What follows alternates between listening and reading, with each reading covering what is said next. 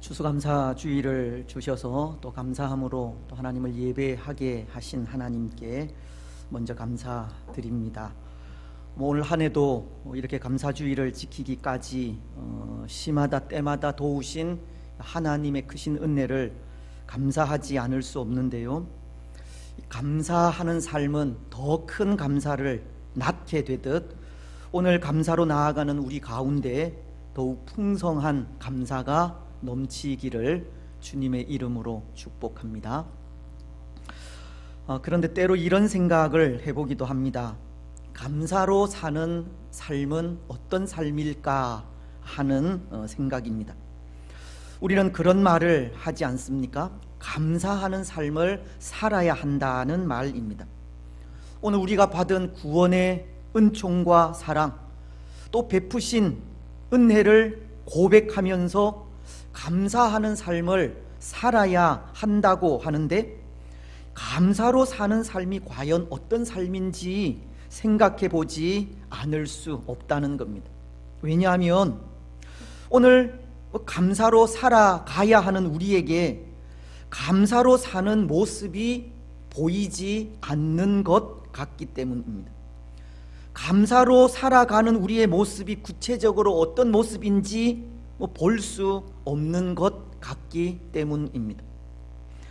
여러분 어떻습니까? 오늘 우리가 하나님 앞에서 감사로 살아가는 모습, 어떤 모습입니까? 오늘처럼 이렇게 주의 성도들이 함께 모여서 하나님을 예배하는 이 모습이 감사함으로 나아가는 그런 삶의 모습입니까? 아니면 감사절에 바치는 예물에 우리 마음을 담아서 드리는 일이 감사로 사는 삶의 모습입니까? 물론 예배와 예물에 우리 마음을 담아 나아가는 일이 감사로 사는 일이기는 합니다. 시편은 100편 4절을 통해 이렇게 말씀하시기 때문입니다. 감사함으로 그의 문에 들어가며 찬송함으로 그의 궁정에 들어가서 그에게 감사하며 그의 이름을 송축할지어다. 또 출애굽기서는 25장 2절을 통해 이렇게 말씀하십니다. 이스라엘 자손에게 명령하여 내게 예물을 가져오라 하고 기쁨으로 내는 자가 내게 바치는 모든 것을 너희는 받을지니라. 예배와 예물에 우리 마음을 담아 기쁨으로 하나님께 나아가는 삶이 감사의 삶이라는 것입니다. 하지만 로마서는 12장 1절을 통해 이렇게도 말씀을 하시는데요, 그러므로 형제들아 내가 하나님의 모든 자비하심으로 너희에게 권하노니 너희 몸을 하나님이 기뻐하시는 거룩한 산 제물로 드리라. 이는 너희가 드릴 영적 예배니라. 말씀은 하나님께 드릴 영적 예배가 우리 몸을 하나님이 기뻐하시는 거룩한 산 제물로 드리는 것이라고도 합니다. 이 말씀은 예배는 우리의 이 영과 몸, 즉 전인을 하나님께 봉헌하며 나아가는 행위라고 하시는 겁니다.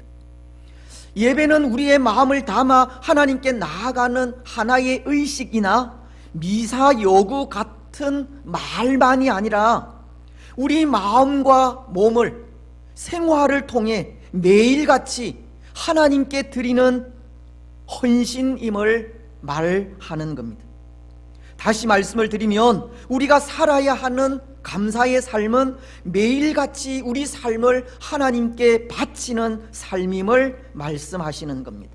어떤 형태로든 하나님을 기쁘시게 하는 모습, 하나님께 영광을 돌리는 삶이 있다면 그것이 감사로 사는 삶이라는 것입니다.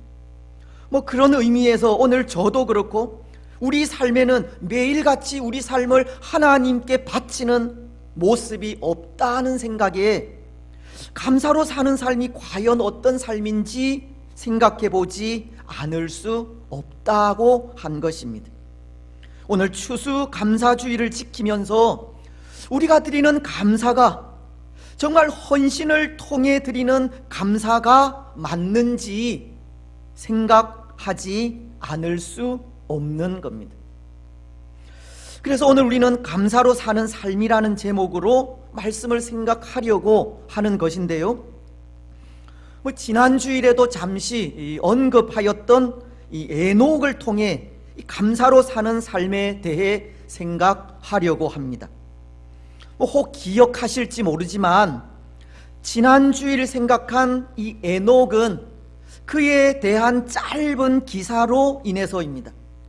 이스라엘의 사사이던 돌라와 야일에 대해 성경이 이 짧게 기록한 것을 보면서 성경의 기사가 짧다고 그것이 가치 없는 삶이 아니라는 것을 에녹을 통해서 생각하게 된 것으로, 이 에녹에 대한 성경 기사 역시도 짧지만 그는 300년 동안 하나님과 동행한 참 가치 있는 삶을 살았기 때문입니다.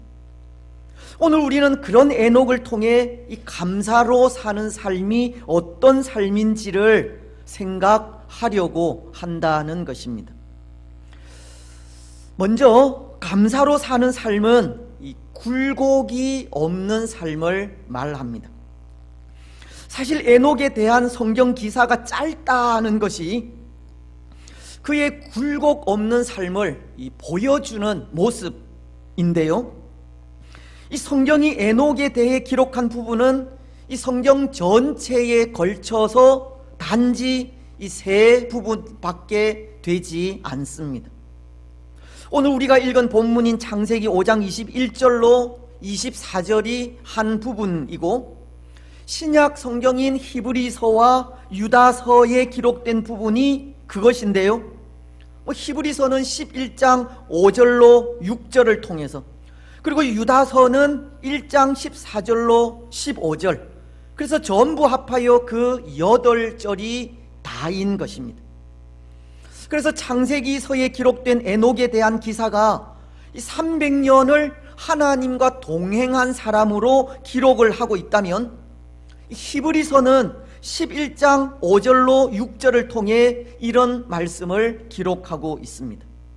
믿음으로 에녹은 죽음을 보지 않고 옮겨졌으니 하나님이 그를 옮기심으로 다시 보이지 아니하였느니라. 그는 옮기시기 전에 하나님을 기쁘시게 하는 자라 하는 증거를 받았느니라. 믿음이 없이는 하나님을 기쁘시게 하지 못하나니 하나님께 나아가는 자는 반드시 그가 계신 것과 또한 그가 자기를 찾는 자들에게 상 주시는 이심을 믿어야 할지니라. 히브리서는 에녹에 대해, 에녹은 죽음을 보지 않고 하나님께로 옮겨졌다고 하시면서 하나님께로 옮겨지기 전에 하나님을 기쁘시게 하는 자라고 하는 증거를 받았다고 하십니다. 또 유다서는 1장 14절로 15절을 통해 이렇게 말씀하고 있습니다. 아담의 7대 손 에녹이 이 사람들에 대하여도 예언하여 이르되, 보라, 주께서 그 수만의 거룩한 자와 함께 임하셨나니 이는 뭇 사람을 심판하사 모든 경건하지 않는 자가 경건하지 않게 행한 모든 경건하지 않는 일과 경건하지 않는 죄인들이 주를 거슬러 한 모든 완악한 말로 말미암아 그들을 정죄하려 하심이라 하였느니라. 이 유다서는 에녹에 대해 그는 이 사람들에 대하여도 예언하여 이르게 되었다고 하면서 에녹을 그 시대의 예언자로 말씀하고 있는 겁니다. 그가 살던 그 시대에 하나님의 심판을 선포한 사람으로 기록하고 있습니다. 때로 그것을 창세기서에서도 볼 수 있는 것이 오늘 말씀인 21절을 보시면 에녹이 65세에 이 무두셀라를 낳았다고 하지 않습니까? 여기 무두셀라는 이 969세를 살다간 지금까지 세상에서 살다간 사람 중에 가장 오래 산 사람인데요. 근데 그 이름의 뜻이 이 창을 던지는 자라는 의미입니다. 이것은 무엇을 의미하느냐 하면 에녹이 살던 그 시대는 이 죄악이 관영한 시대라는 것을 말하는 것이고, 죄악이 관영하던 시대에 이 에녹은 마치 창을 던지듯 세상을 향해 심판을 선포한 사람임을 말씀하시는 겁니다. 에녹은 당시 이 죄악이 만연한 세상을 향해 심판을 선포하는 이 선지자의 삶을 살았다는 것을 전하고 있다는 것입니다. 여러분, 오늘 에녹에 대한 성경 기사는 이렇게 총 8절의 구절로 전하는 것이 이것밖에 없습니다. 그는 300년 동안 하나님과 동행한 사람으로 그 시대의 선지자의 삶을 살다 간, 그리고 죽음을 보지 않고 하늘로 올라가게 되었다는 겁니다. 그는 하나님과 동행하며 살아간 그 300년의 세월과 함께 365세를 살다 갔지만, 그 긴 세월 동안 우리에게 전하는 것은 단지 그것밖에 없다는 겁니다. 그래서 이렇게 짧은 8구절을 통해 에녹이 살다 간 그 전부를 우리는 알 수가 없고 또 이해할 수도 없지만, 그러나 이 짧은 기사가 가르치고 있는 것이 굴곡 없이 살다 간 그의 삶이고, 그 굴곡 없는 삶은 감사로 사는 삶이 어떤 삶인지를 우리에게 가르쳐 주고 있는 겁니다. 그런데 여러분, 그것을 어떻게 알 수 있습니까? 이 에녹에 대한 짧은 기사가 이 굴곡 없이 살다 간 삶이라는 것을 어떻게 알 수 있느냐는 겁니다. 그에 대한 짧은 기사는 그가 살아간 삶에 아무런 문제가 없었다는 것을 가르치는 것이기 때문입니다. 아니, 비록 그의 삶에 많은 문제가 있었다 할지라도 그에게는 그것이 아무런 문제가 되지 않는다는 것을 가르치는 것이기 때문입니다. 다시 말씀을 드리면 에녹은 하나님만을 의지하는 믿음으로 살았고, 그렇게 하나님만을 의지하며 사는 그에게 문제될 것이 하나도 없었다는 겁니다. 하나님만을 바라보고 믿음으로 살아가는 그에게는 이 문제조차도 문제가 되지 않았다는 겁니다. 문제 될 만한 것이 없었습니다. 여러분, 어떻게 그럴 수 있습니까? 우리 인생이 이 한평생의 삶을 살아가는 일에 어떻게 문제 될 만한 것이 하나도 없겠습니까? 물론 많이 있습니다. 사람이 살아가는 세상에는 다 어떤 문제든 문제가 있기 마련입니다. 더군다나 에녹은 300년 이상의 삶을 살아갔는데요, 그에게 아무런 문제가 없었다는 것은 결코 있을 수 없는 일입니다. 특히 그는 그 시대에 하나님의 심판을 선포하는 선지자로서 오늘 우리보다도 수백 배나 더 많은 문제가 있었으리라 생각합니다. 하지만 정말 이 문제가 아무런 문제가 될 것이 없을 수도 있겠다는 생각이 듭니다. 문제가 문제될 것이 없다는 겁니다. 왜? 하나님을 의지하기 때문입니다. 하나님을 의지하는 믿음 안에서 살아가기 때문에 문제는 문제될 것이 없는 겁니다. 그렇지 않겠습니까? 믿음 안에서 하나님만을 의지하며 사는데 무엇이 문제가 되겠습니까? 문제될 것이 없는 겁니다. 아무것도 없습니다. 모든 문제를 하나님께 의지하고 맡길 때 하나님은 그 모든 문제를 책임져 주시기 때문입니다. 빌립보서는 4장 6절로 7절을 통해 이렇게 말씀하십니다. 아무것도 염려하지 말고 다만 모든 일에 기도와 간구로 너희 구할 것을 감사함으로 하나님께 아뢰라. 그리하면 모든 지각에 뛰어난 하나님의 평강이 그리스도 예수 안에서 너희 마음과 생각을 지키시리라.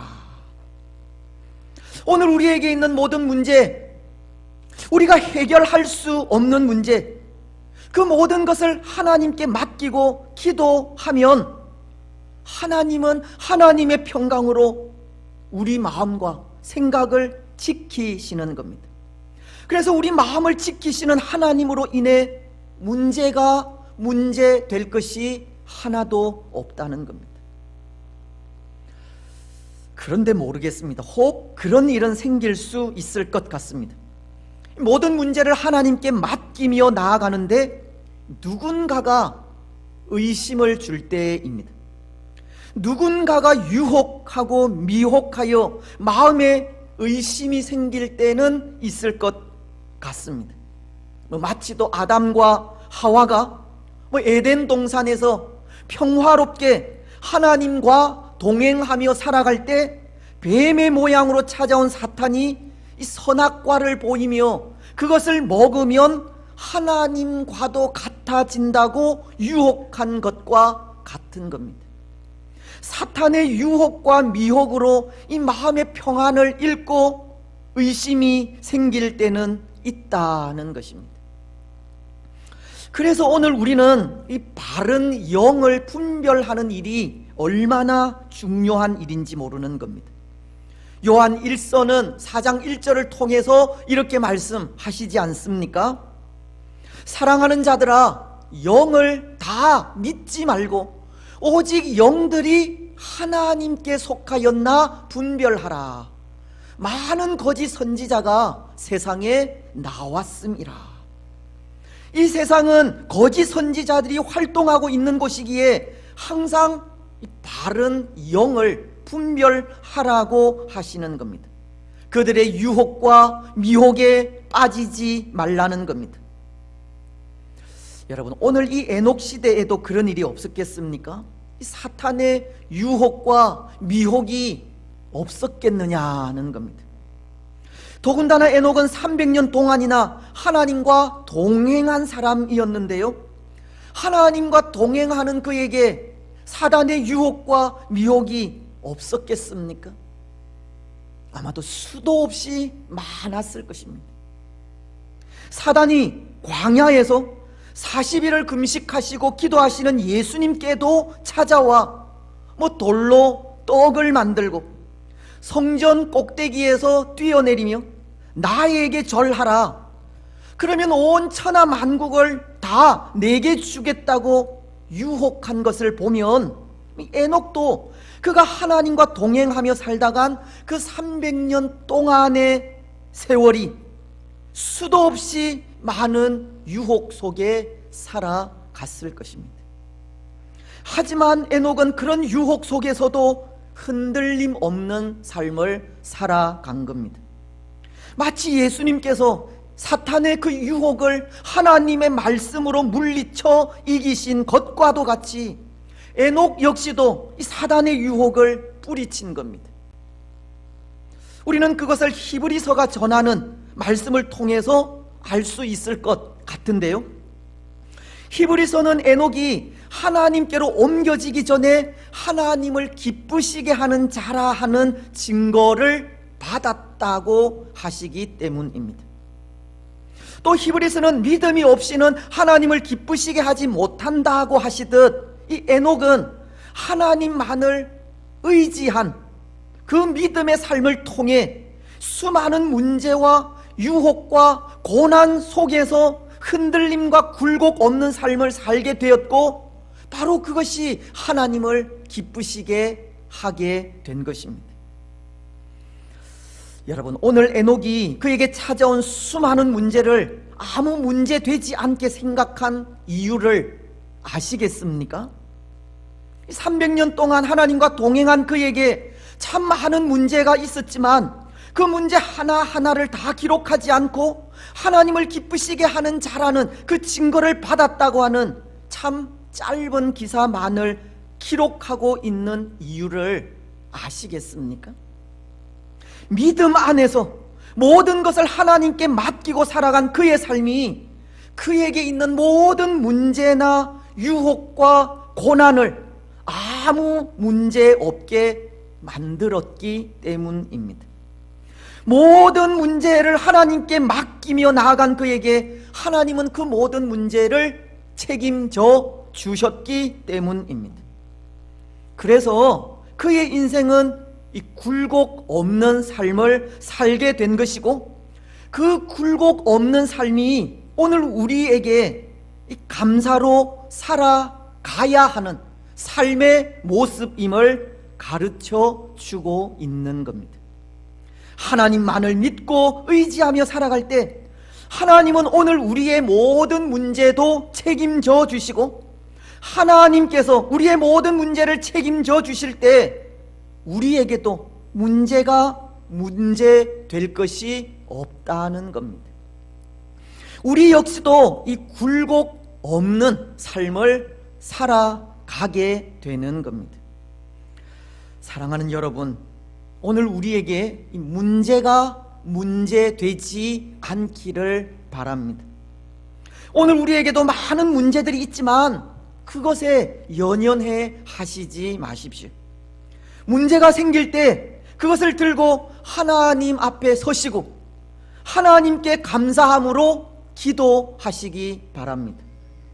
그리고 그때 하나님 주시는 평강을 누리시고 하나님 주시는 평강으로 어떤 문제 앞에서도 흔들림 없는 삶을 살아가시기 바랍니다. 그래서 흔들리지 않고 굴곡 없이 사는 그 삶이 감사로 살아가는 우리의 삶이 되시기를 바랍니다. 이제 또 하나, 이 에녹을 통해 배울 수 있는 감사로 사는 삶은 하나님과 동행하며 사는 삶을 통해서입니다. 하나님과 동행하며 사는 삶이 가르치는 것을 통해 이 감사로 사는 삶이 어떤 삶인지를 볼 수 있다는 겁니다. 여러분, 오늘 에녹은 하나님과 동행하는 삶을 살았다고 하지 않습니까? 22절은 무두셀라를 낳은 후 300년을 하나님과 동행하며 자녀들을 낳았으며, 그리고 24절도 에녹이 하나님과 동행하더니 하나님이 그를 데려가심으로 세상에 있지 아니하였더라. 근데 에녹이 이렇게 하나님과 동행하며 살았다는 것은 우리가 앞서 생각한 부분과 연관이 있다 생각을 하는데요, 하나님 주신 평강으로 이 굴곡 없는 삶을 산 것과 연관이 있는 겁니다. 왜냐하면 동행이라고 하는 것이 그런 것이기 때문입니다. 동행은 하나님과 뜻을 같이 해서 산다는 말이기 때문입니다. 하나님께서 원하시는 삶의 방식을 따른다는 것이 동행이라는 겁니다. 여러분, 오늘 에녹은 하나님께서 원하시는 삶의 방식을 따라 살았지 않습니까? 아무것도 염려하지 말고 다만 기도와 간구로 너희 구할 것을 감사함으로 하나님께 아뢰라고 하시면 그는 그 모든 문제를 하나님께 맡기는 삶을 살았기 때문입니다. 그는 하나님을 의지하는 믿음으로 이 문제를 문제로 생각하지도 않았고 사탄의 유혹에도 흔들리지 않았기 때문입니다. 에녹은 하나님께서 걱정하지 말라고 하시면 걱정하지 않았고 정죄하지 말라고 하시면 정죄하지도 않았던 겁니다. 그는 범사에 감사하라고 하시면 감사하는 삶을 살았고, 쉬지 말고 기도하고 항상 기뻐하라고 하시면 그런 삶을 산 것입니다. 그는 하나님의 뜻에 부합하는 삶을 살았다는 것입니다. 그런데 그것이 동행이라는 겁니다. 하나님의 뜻에 부합하는 삶이 동행입니다. 그런데 그런 것 같습니다. 이렇게 보면 하나님과 동행하며 사는 삶이 그렇게 어렵지만은 않겠다는 생각이 듭니다.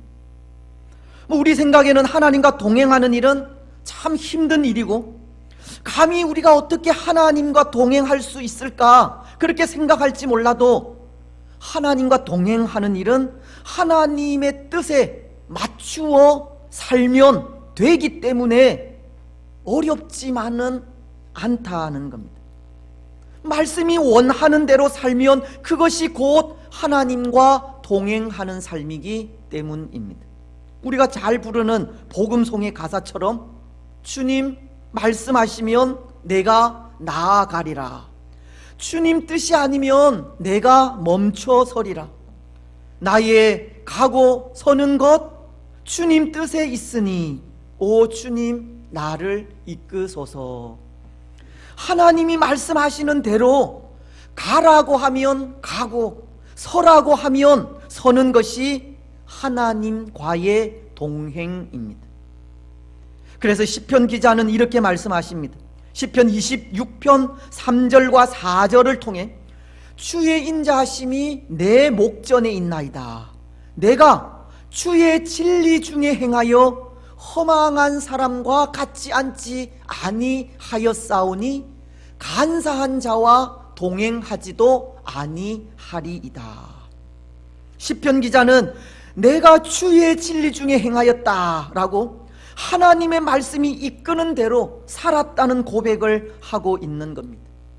특히 그는 허망한 사람과 같이 앉지 않았다라고, 또 간사한 자와 동행하지 않았다고, 하나님의 말씀이 가르치는 대로 살았다고 하는데요, 시편 1편에서 이런 말씀을 하시기 때문입니다. 1절 말씀은 복 있는 사람들은 악인의 꾀를 따르지 아니하며 죄인들의 길에 서지 아니하며 오만한 자들의 자리에 앉지 아니하고, 말씀은 하나님을 따르는 자들에게 악인들의 꾀를 따르지 말라고, 죄인들의 길에 서지도 말라고, 또 오만한 자의 자리에 앉지 말라고 권면하고 있듯이, 시편 기자는 바로 그 말씀 그대로 따랐다고 고백하는 겁니다. 오직 주의 말씀만을 지키며 살았다는 것입니다. 그렇습니다. 사랑하는 여러분, 하나님과 동행하는 삶은 하나님의 말씀을 따라 사는 것을 말합니다. 말씀이 원하면 하고 원하지 않으면 하지 않는 삶이 하나님과 동행하는 삶입니다. 말씀이 악인들의 꾀를 따르지 말라고 하시고 죄인들의 길에 서지 말라고 하시며 오만한 자의 자리에 앉지 말라고 하시면 말씀 그대로 순종하는 것이 하나님과의 동행이라는 것입니다. 하나님의 말씀에 순종하는 삶이 하나님과 동행하는 삶이고, 그것이 또한 감사로 사는 삶입니다. 사랑하는 여러분, 감사로 사는 삶은 하나님과 동행하며 사는 삶입니다. 하나님과 동행하며 사는 삶은 하나님의 말씀에 순종하며 사는 삶입니다. 오늘 우리는 항상 하나님의 말씀에 순종하며 살아가시기 바랍니다. 말씀에 순종함으로 하나님과 늘 동행하시기 바랍니다. 그래서 하나님과 동행하는 삶을 통해 감사로 살아가는 복된 성도들이 되시기를 바랍니다. 이제 말씀을 맺겠습니다. 사랑하는 여러분, 오늘 우리는 추수감사주일에 이 감사로 사는 삶이 어떤 삶인지 생각하였습니다.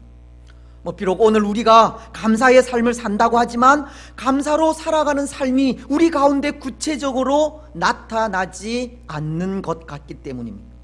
때로 감사의 삶이 의식이나 말의 이 미사여구로만 나타나기도 하는 것 같기 때문입니다. 이 매일의 삶에 우리 자신을 헌신하는 헌신의 삶이 없기 때문입니다. 하지만 이 감사의 삶은 의식으로 나아가는 행위나 말이 아니라 매일의 삶에 우리 자신을 희생하는 헌신의 삶이고, 하나님을 기쁘시게 하는 삶이며 하나님께 영광을 돌리는 삶입니다. 오늘 에녹이 믿음으로 산 삶을 통해 문제를 문제로 생각하지 않으므로 흔들림이나 굴곡 없이 산 삶을 말하는 것이고, 하나님의 뜻에 부합하고 말씀에 순종한 삶을 통해 하나님과 동행하며 산 삶을 말하는 것입니다. 모든 문제를 하나님께 맡기고 기도할 때 평강의 하나님이 주장하시는 평강으로 인해 흔들림 없이 사는 삶이 감사로 사는 삶이고, 하나님의 뜻에 부합하여 항상 하나님께 순종하며 사는 삶이 감사로 사는 삶이라는 것입니다. 여러분, 오늘 우리는 우리의 모든 문제를 하나님께 맡기시고 기도함으로 하나님이 주시는 평강을 누리시기 바랍니다. 그 평강으로 어떤 상황 속에서도 이 흔들림 없는 삶을 살아가시기 바랍니다. 또 항상 하나님의 뜻에 순복하고 순종함으로 하나님과 동행하는 삶을 사시기 바랍니다. 그래서 그렇게 하나님 주시는 평강으로 흔들림 없이 살아가고 말씀에 순종하여 늘 하나님과 동행하는 삶을 통해 삶의 순간들마다 감사로 사는, 감사로 살아가는 복된 성도들이 되시기를 주님의 이름으로 축복합니다.